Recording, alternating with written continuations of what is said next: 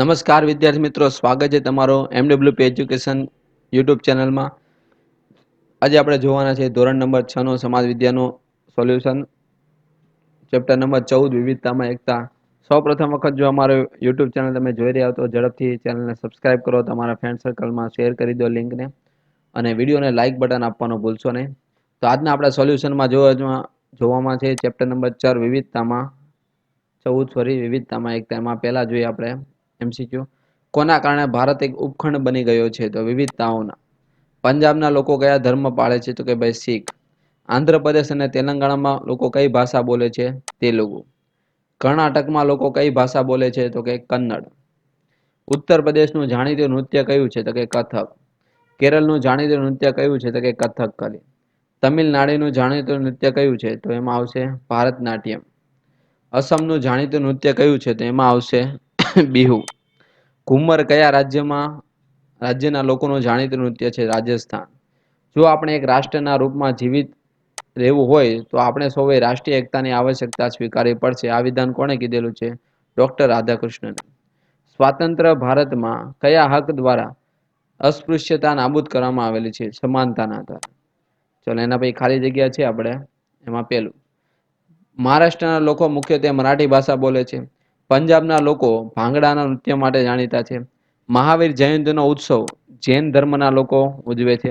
ભારતમાં ગુજરાત રાજ્યમાં જેના રાસ ગરબા જાણીતા છે. પારસી લોકો પતેતીનો તહેવાર ઉજવે છે.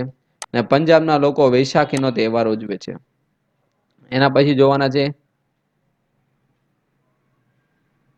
સાતમી ખાલી જગ્યા આપણે જોઈએ, જેમાં ચલો ઉત્તર પ્રદેશના લોકોનો મુખ્ય તહેવાર છે હોળી. બરોબર. ઘુમ્મર એ રાજસ્થાન લોકોનું જાણીતું નૃત્ય છે. લાવણી એ મહારાષ્ટ્રનું જાણીતું નૃત્ય છે. વિવિધતામાં એક તે ભારતીય સંસ્કૃતિની આગવી વિશેષતા છે. ભારતે વસુધૈવ કુટુંબની ભાવના વિશ્વમાં સાકાર કરી છે. ધર્મની દ્રષ્ટિએ ભારત શું છે? બિન સાંપ્રદાયિક દેશ છે. ભારતના લોકો સહઅસ્તિત્વની ભાવનાથી પોતાનું જીવન જીવે છે. દેશમાં છોકરીઓ સાક્ષરતાનું પ્રમાણ નીચું હોવાથી સામાજિક કુરિવાજોનો ભોગ બને છે. સમાજમાં પુત્ર જન્મને પ્રાધાન્ય હોવાથી સ્ત્રીઓ સ્ત્રી ભ્રૂણનો હત્યાનો ભોગ બને છે. ચલો ખરા ખોટા છે એમાં પેલું. આઝાદી પછીના વર્ષોમાં ભેદભાવો નામશેષ થઈ રહ્યા છે. સાચું. આપણો દેશ શહેરનો બનેલો છે. ખોટું. ચૂંટણીમાં કેટલીય બેઠકો અનામત રાખવામાં આવતી નથી. ખોટું છે. આપણા દેશમાં બધા ધર્મોનો સરખું મહત્વ આપવામાં છે. સાચું. કોંકણી ભાષા મહારાષ્ટ્રની ભાષા છે. સાચું. ભારતમાં ઓણમનો તહેવાર ધામધૂમથી ઉજવાય છે. ખોટું. કથક નૃત્ય તમિલનાડુનું જાણીતું નૃત્ય છે. ખોટું. ભારતનાટ્યમ એ નૃત્ય કેરળનું જાણીતું છે. ખોટું. રવિન્દ્રનાથ ટાગોર રચિત, બરોબર, રવિન્દ્રનાથ આવે ને એટલે આ વિધાન ખોટું ડાયરેક્ટ ખબર પડી જાય. એકતામાં વિવિધતા એ વિધાન છે. વિવિધતામાં એકતા આવશે. ચલો એના પછી આજે પણ ભારતીય સમાજમાં જ્ઞાતિ આધારિત ભેદભાવ જોવા મળે. સાચું. મફત અને ફરજિયાત શિક્ષણના અધિકારના કાયદાથી માધ્યમિક શિક્ષણની તકો વધવા લાગી છે. ખોટું. એના પછી ચલો હવે ખરા જોડકા છે આપણે. પ્રશ્ન નંબર 4. પંજાબી છે જે ક્યાં પંજાબમાં આવશે? ઉડિયા બરોબર ક્યાં આવશે? ઓડિશા. ગુજરાત તો ગુજરાતી તો ગુજરાતી ભાષા છે તે ગુજરાતમાં. તમિલ તો કે ભાઈ તમિલનાડુની અંદર આવેલી હોય. ચલો બીજું જોડકું આપણે છે ઇસ્લામ, બરોબર ધર્મો છે તેને આપણે જોડવાનું છે. ઇસ્લામ ધર્મ છે તે કોણ? તો કે મુસલમાનનો. શીખ ધર્મ છે તે પારસીઓનો. શીખ ધર્મ તો પંજાબીઓનો આવે છે.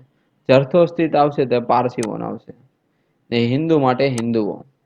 ચલો એના પછીનું જોડકું છે ગણેશ ચતુર્થી તહેવારો આપણે, બરોબર.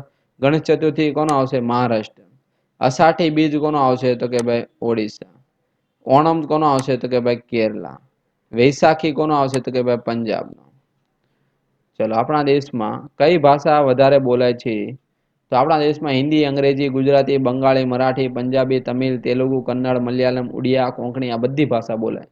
આપણા દેશના લોકો કયા કયા ધર્મ પાળે? તો કે આપણા દેશના લોકો હિન્દુ, ઇસ્લામ, ખ્રિસ્તી, શીખ, બૌદ્ધ, જરથોસ્તી અને પારસી, બરોબર. એના પછી સંસ્કૃતિ, આ ભારતની સંસ્કૃતિની આગવી વિશેષતાઓ છે કે વિવિધતામાં એકતા એ ભારતની સંસ્કૃતિની શું છે? આગવી વિશેષતા. ડોક્ટર રાધાકૃષ્ણએ રાષ્ટ્રીય એકતા વિશે શું કીધું? તો કે ડોક્ટર રાધાકૃષ્ણએ રાષ્ટ્રીય એકતા વિશે આ પ્રમાણે કહ્યું કે જો આપણે એક રાષ્ટ્રના રૂપમાં જીવિત રહેવું હોય તો આપણે સૌએ રાષ્ટ્રીય એકતાની આવશ્યકતા સ્વીકારવી પડે. પાંચમું, આઝાદીની લડતમાં દેશવાસીઓએ કઈ રીતે રાષ્ટ્રીય એકતાના દૂરદર્શન કર્યા?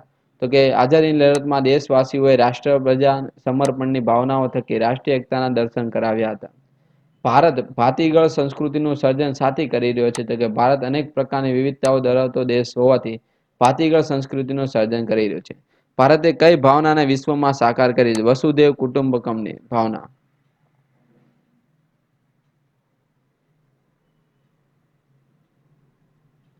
એના પછી આઠમો છે, ભારતે ધર્મની બાબતમાં વિશ્વભરમાં શેનો પ્રસાર કર્યો? તો કે ભાઈ ધાર્મિક સહિષ્ણુતા, સર્વધર્મ સંભાવનો વિશ્વમાં પ્રસાર કર્યો. ભારતના લોકો કઈ ભાવના પોતાનું જીવન જીવે છે? ભારતના લોકો સહઅસ્તિત્વની ભાવનાથી. આપણા દેશમાં કયા ભેદભાવો જોવા મળી રહ્યા છે? તો કે અમીર ગરીબ છે, છોકરો છોકરી, સાક્ષર નિરક્ષર, શહેર ગ્રામીણ, જ્ઞાતિ આધારિત ભેદભાવો.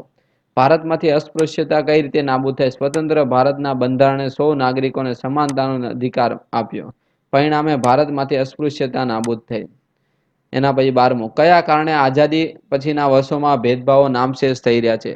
લોકો પોતાના ધર્મનું પાલન કરી શકે છે, પોતપોતાની ભાષા બોલી શકે છે અને પોતાના તહેવારો ઉજવી શકે. આ બધી સ્વતંત્રતાઓ મેળવવાથી આઝાદી પછીના વર્ષોમાં ભેદભાવો નામશેષ થઈ રહ્યા છે. ભારતમાં સ્ત્રીઓને કયા કયા કુરિવાજો ભોગવવા પડે? તો કે સ્ત્રીઓને સાક્ષરતાનું પ્રમાણ નીચું હોવાથી સ્ત્રીઓને બાળ લગ્ન, પડદા પ્રથા, દહેજ પ્રથા, અન્ય સામાજિક કુરિવાજ આ બધાનો ભોગ બનવું પડે છે.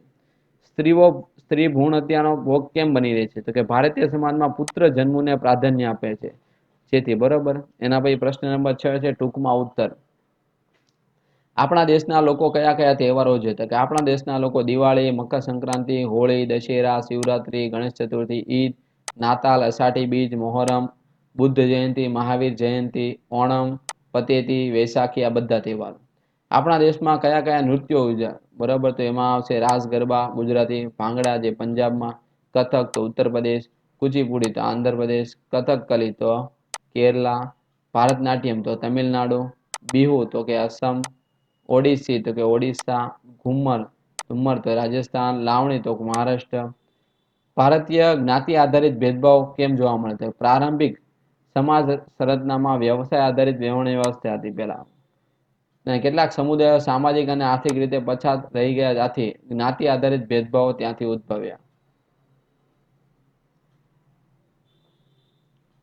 એના પછીનો ચોથો સવાલ છે, આપણો દેશ કયા કયા કારણે વિવિધતાવાળો દેશ ગણાય છે? તો કે આપણા દેશમાં ધર્મ, ભાષા, જાતિ, જ્ઞાતિ, આર્થિક અસમાનતા, ખાનપાન, તહેવાર, પોષક, રૂપરંગ, રહેઠાણ, માન્યતા, રીત રિવાજ વગેરે બાબતોને કારણે વિવિધતાવાળો બન્યો છે. આ ઉપરાંત ભૂપૃષ્ઠ, આબોહવા, વનસ્પતિ, વન્યજીવો, ખેતી વગેરે ભૌગોલિક બાબતોના કારણે પણ આપણો દેશ વિવિધતાવાળો બન્યો છે. રાષ્ટ્રીય એકતા કોને કહેવાય? તો કે વિવિધ ધર્મો, ભાષાઓ અને જાતિઓને લોકો પોતાના રાષ્ટ્રીય માટે પ્રેમ, સન્માન, આદર, નિષ્ઠા, ત્યાગ અને સમર્પણની ભાવના પ્રદર્શિત કરે છે. તેમજ એકતાથી લાગણીઓ સમાન ભાવે અનુભવે છે. ચલો એના પછી છે છોકરો છોકરીની ભેદભાવ વિશે ટૂંકમાં માહિતી જણાવો. સ્ત્રી પુરુષમાં જૈવિક ભિન્નતા જોવા મળે છે. છોકરા છોકરીના ભેદભાવ રાખવામાં આવે છે. આજે પણ ઘણી સ્ત્રી ઘરના કાર્ય કરે છે અને બાળ ઉછેરનું જ કામ કરે છે. સ્ત્રીને કુટુંબના નિર્ણય લેવાની સત્તા હોતી નથી. કપડાં, અભ્યાસ, હરવા ફરવામાં પણ ભેદભાવ હોય છે. સમાજમાં પુત્ર જન્મને પ્રાધાન્ય આપી અને સ્ત્રીઓને સ્ત્રી ભ્રૂણ હત્યાનો ભોગ બનવું પડે છે. વિવિધ ક્ષેત્રમાં સ્ત્રીઓનું ઓછું પ્રમાણ અને આ ભેદભાવ આપણને સ્પષ્ટ કરાવે છે. એના પછી બીજો સવાલ છે, ભારત બિન સાંપ્રદાયિક દેશ છે. આ વિધાન તમારે હોમવર્કમાં જાતે લખવાનું રહેશે. તો વિદ્યાર્થી મિત્રો, આ હતું આજનું સોલ્યુશન. તમને પસંદ આવ્યું હોય તો લાઇક બટન ઉપર પ્રેસ કરી કોમેન્ટમાં અવશ્ય તમારા મંતવ્ય અમને જણાવો અને તમારા ફ્રેન્ડ સર્કલમાં આ લિંકને અવશ્ય શેર કરો. Thank you. ખૂબ ખૂબ આભાર.